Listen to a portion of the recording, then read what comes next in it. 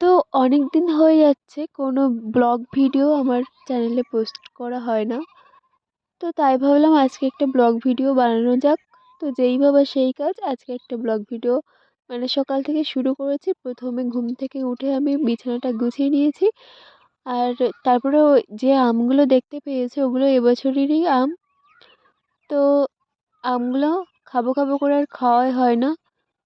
তো তারপরে দেখো সকালে আমি কলে যাচ্ছিলাম জল আনতে ব্রাশ করতে করতে, আর রাস্তাটার কি অবস্থা এখনও ঠিক করেনি, এতদিন হয়ে গেল।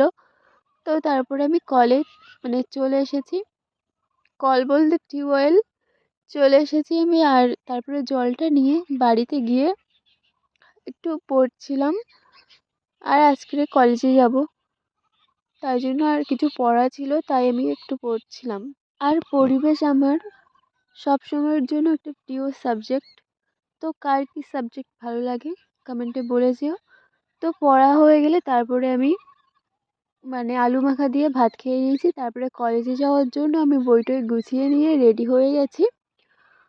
আর তারপরে বেরিয়ে পড়েছি কলেজে যাওয়ার উদ্দেশ্যে। আর খেয়াঘাটে এসে দেখি খেয়াটা মানে ও পারে বেলতলি পারে। তো তাই জন্য ওখানে কিছুক্ষণ ওয়েট করেছিলাম।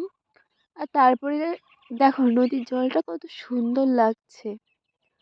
তো আমি আর কৃষ্ণা যাচ্ছি, আর আমার আরেকটা বান্ধবী আছে, ওর টিউশন ছিল সকালে, তো তাই জন্য চলে গেছিলো। তারপরে দেখো খেয়া পার হয়ে টোটোতে করে চলে এসেছি কলেজে।